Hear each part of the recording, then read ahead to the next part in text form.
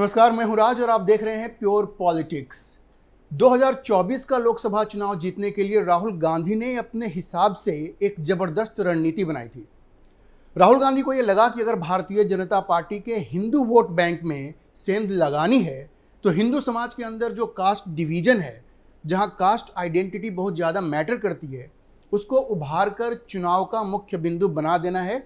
तभी कांग्रेस चुनाव में भाजपा का मुकाबला कर पाएगी। ऐसा नहीं है कि यह कोई नया आइडिया था। भाजपा विरोधी क्षेत्रीय पार्टियां हमेशा से इसी रणनीति पर काम करती रही हैं, खासकर उत्तर भारत में। बिहार में लालू प्रसाद यादव की राष्ट्रीय जनता दल और उत्तर प्रदेश में मुलायम सिंह की समाजवादी पार्टी और मायावती की बहुजन समाज पार्टी ने यह प्रयोग पहले भी किया था और इसमें उन्हें सफलता भी मिली थी। बिहार में तो इसी फॉर्मूले पर चलकर लालू प्रसाद और उनकी पत्नी राबड़ी देवी ने 15 साल राज किया।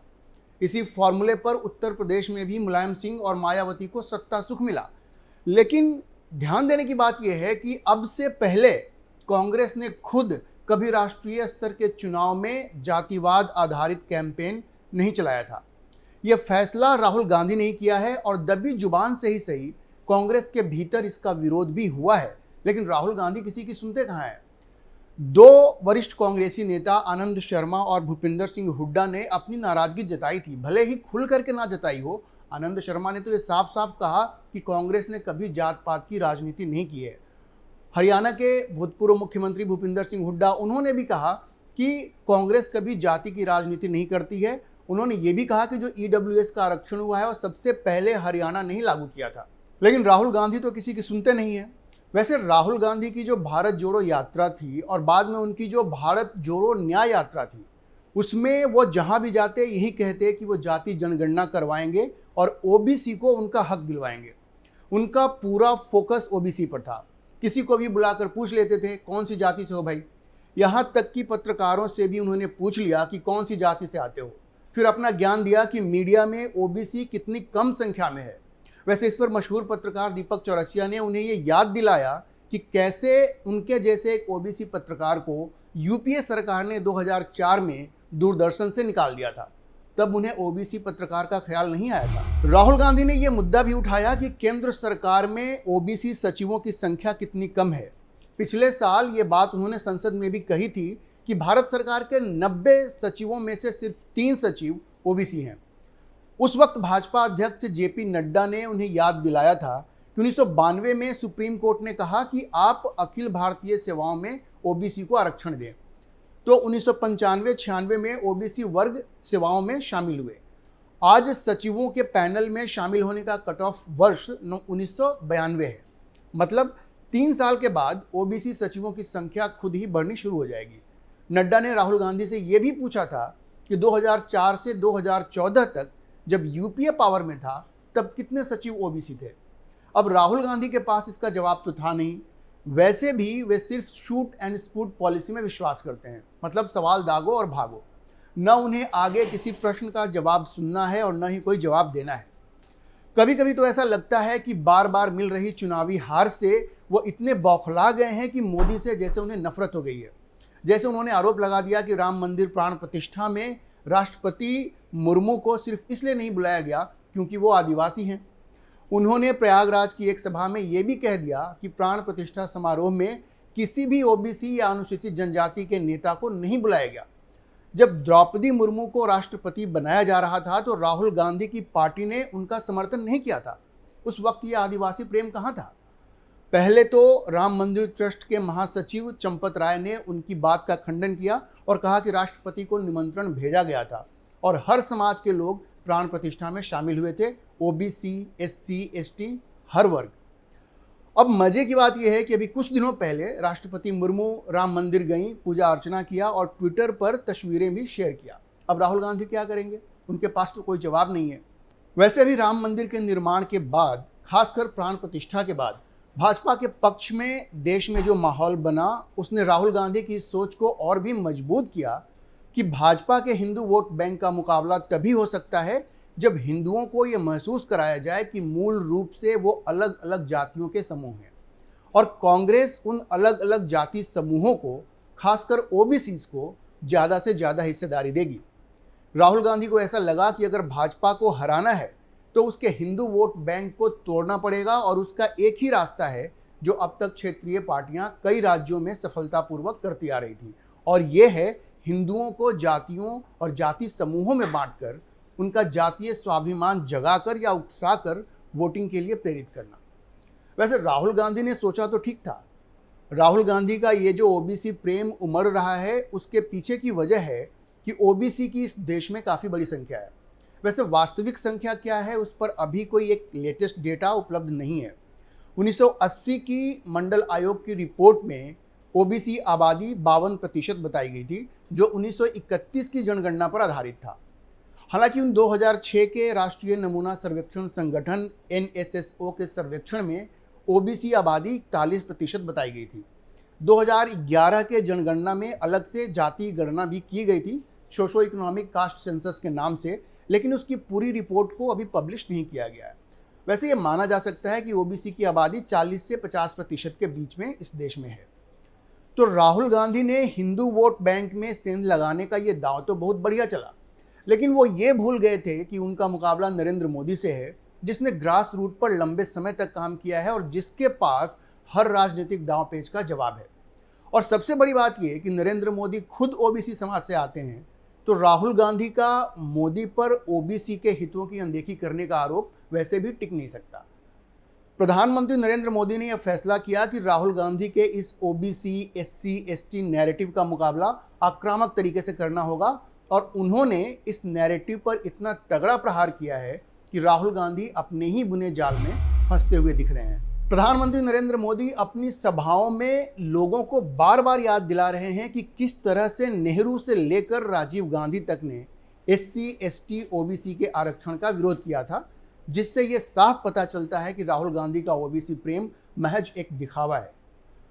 मंगलवार को बिहार की एक चुनावी सभा में मोदी ने यह कहा कि अगर डॉक्टर BR अम्बेडकर नहीं होते तो कांग्रेस अनुसूचित जाति और जनजाति के लिए आरक्षण की इजाज़त नहीं देती। मोदी ने आगे कहा, नेहरू से लेकर राजीव गांधी तक वे ओबीसी आरक्षण के विरोध में थे। अब उनके यानी कांग्रेस और उनके सहयोगियों के पास केवल एक वोट बैंक बचा है। SC ST से वोट छीनकर वोट जिहाद वालों को देना चाहते हैं। नरेंद्र मोदी ने राहुल गांधी के इस नैरेटिव का मुकाबला करने के लिए डॉक्टर मनमोहन सिंह, जो उस वक्त 2006 में उस वक्त के जो प्रधानमंत्री थे, उनके उस भाषण को उद्धृत किया जिसमें मनमोहन सिंह ने विज्ञान भवन में ये कहा था कि देश के संसाधनों पर पहला हक माइनॉरिटीज़, खासकर मुस्लिम माइनॉरिटीज़ का है। और प्रधानमंत्री ने वो वाकया इसलिए याद दिलाया ताकि राहुल गांधी का ये जो नैरेटिव है, ओबीसी का रिजर्वेशन का नैरेटिव है, उसको ध्वस्त किया जा सके। प्रधानमंत्री आज जहाँ भी जाते हैं, जिस भी सभा में जाते हैं, वो बताते हैं कि किस तरह से कांग्रेस ये चाहती है कि SC ST OBC के रिजर्वेशन को छीन करके वोट जिहाद करने वालों, एक तरह से उनका कहना है कि जो मुसलमान हैं उनको दे दिया जाए। ये और बात है कि उन्होंने अभी एक लेटेस्ट इंटरव्यू में कहा कि उन्होंने किसी धर्म की बात नहीं की थी, उन्होंने उनकी बात कही थी जो गरीब और ज़्यादा बच्चे पैदा करते हैं। लेकिन अगर दोनों चीज़ों को जोड़ा जाए, डॉक्टर मनमोहन सिंह का जो भाषण था 2006 का, तो बहुत स्पष्ट है कि नरेंद्र मोदी का इशारा किधर था। बिहार में नरेंद्र मोदी ने ये जो आरोप लगाया कि अगर अंबेडकर नहीं होते तो नेहरू आरक्षण, SC ST का आरक्षण कभी लागू नहीं होने देते, इसमें कितनी सच्चाई है, आइए आपको ये बताते हैं और ये जानने की कोशिश करते हैं कि क्या वाकई नेहरू ने आरक्षण की व्यवस्था का विरोध किया था। तो इसका जवाब है कि हाँ, नेहरू ने किसी भी तरह के आरक्षण का न सिर्फ विरोध किया था, बल्कि इसके खिलाफ उन्होंने बहुत ही कड़ी टिप्पणी की थी। दरअसल प्रधानमंत्री जवाहरलाल नेहरू ने 27 जून 1961 को तत्कालीन मुख्यमंत्रियों को एक पत्र लिखा था, जिसमें किसी भी तरह के रिजर्वेशन जातीय या संप्रदाय के आधार पर उसका विरोध किया था। राहुल गांधी को मोदी से सवाल पूछने से पहले ये बताना चाहिए कि वो ओबीसी आरक्षण पर प्रथम प्रधानमंत्री जवाहरलाल नेहरू के विचारों से सहमत हैं कि नहीं। नेहरू ने उस पत्र में लिखा था, और मैं कोट करता हूं, मैंने ऊपर दक्षता और हमारी पारंपरिक लीक से बाहर निकलने का उल्लेख किया है। वो कहते हैं इसके लिए हमें इस जाति या उस समूह को दिए जाने वाले आरक्षण और विशेष विशेषाधिकारों की पुरानी आदत से बाहर निकलना जरूरी है। राष्ट्रीय एकता पर विचार करने के लिए हाल ही में हमारे यहाँ जो बैठक हुई, जिसमें मुख्यमंत्री मौजूद थे, उसमें कहा गया कि मदद आर्थिक आधार पर दी जानी चाहिए, न कि जाति के आधार पर। आगे वो कहते हैं कि यह सच है कि हम अनुसूचित जातियों और जनजातियों की मदद के संबंध में कुछ नियमों और परंपराओं से बंधे हैं। वे मदद के पात्र हैं, लेकिन फिर भी मैं किसी भी प्रकार के आरक्षण को नापसंद करता हूं, विशेषकर सेवा में। जवाहरलाल नेहरू कह रहे हैं कि वो किसी भी तरह के आरक्षण को पसंद नहीं करते। वो आगे कहते हैं कि मैं ऐसी किसी भी चीज के खिलाफ कड़ी प्रतिक्रिया व्यक्त करता हूं जो अक्षमता यानी इनएफिशिएंसी और दोयम दर्जे के मानकों यानी सेकेंड रेट स्टैंडर्ड्स की ओर ले जाती है। मैं चाहता हूं कि मेरा देश हर चीज में प्रथम श्रेणी का देश बने। जिस क्षण हम दोयम दर्जे को प्रोत्साहित करते हैं, हम खो जाते हैं। आगे कहते हैं, लेकिन अगर हम सांप्रदायिक और जातिगत आधार पर आरक्षण की व्यवस्था करते हैं, आप शब्दों पर गौर कीजिए, तो हम प्रतिभाशाली और सक्षम लोगों को कुचल देते हैं और दूसरे दर्जे या तीसरे दर्जे के बने रह जाते हैं। मुझे यह जानकर दुख हुआ कि सांप्रदायिक विचार के आधार पर आरक्षण का यह व्यवसाय कितना आगे बढ़ गया है। आगे वो और कह रहे हैं, मुझे यह जानकर आश्चर्य हुआ कि पदोन्नति भी कभी कभी सांप्रदायिक और जातिगत विचारों पर आधारित होती है। इस रास्ते में न केवल मूर्खता है बल्कि आपदा भी है। आइए पिछड़े समूहों की हर तरह से मदद करें, लेकिन दक्षता की कीमत पर कभी नहीं।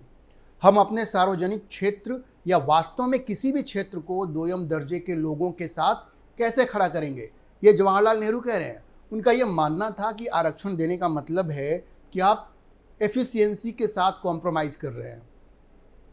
जो क्षमता है, सक्षमता है, उसके साथ आप कॉम्प्रोमाइज कर रहे हैं। तो पहले तो राहुल गांधी को यह बताना चाहिए कि ओबीसी आरक्षण पर या उस वक्त जो एससी एसटी का आरक्षण था उस पर प्रथम प्रधानमंत्री जवाहरलाल नेहरू के विचारों से वो सहमत हैं कि नहीं है। अगर सहमत नहीं है तो वे अपनी पार्टी से ये क्यों नहीं पूछते कि आखिर 60 साल से ज़्यादा के शासन में उसने ओबीसी को उनका हक क्यों नहीं दिलवाया। मोदी से पहले उन्हें यह सवाल अपनी पार्टी से पूछना पड़ेगा। जैसा कि प्रधानमंत्री मोदी ने कहा, राहुल गांधी के पिता राजीव गांधी ने भी मंडल कमीशन की सिफारिशों को लागू करने का विरोध संसद में किया था और ये सब रिकॉर्ड पर है। उस वक्त के प्रधानमंत्री वीपी सिंह पर निशाना साधते हुए राजीव गांधी ने कहा था कि वीपी सिंह हमारे समाज में यानी भारत के समाज में दरार पैदा कर रहे हैं। मंडल आयोग की सिफारिशों को लागू करने के फैसले का विरोध करते हुए राजीव गांधी ने कहा था कि सरकार का यह रुख पूरी तरह से गैर जिम्मेदाराना है।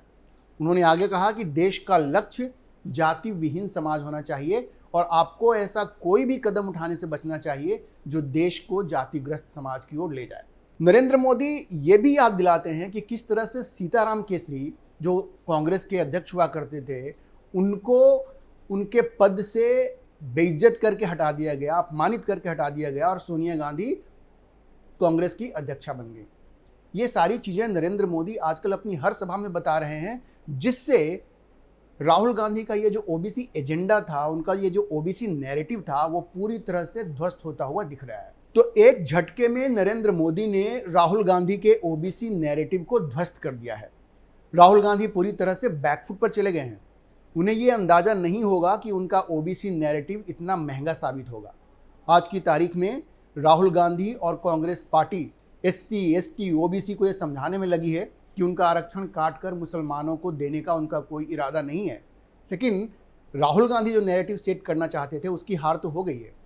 चुनावी हार जीत का फैसला तो 4 जून को होगा, लेकिन जहां तक चुनाव में एससी एसटी ओबीसी की बात है और इस ओबीसी एजेंडे की बात है, तो ये राउंड निश्चित रूप से नरेंद्र मोदी ने जीत लिया है।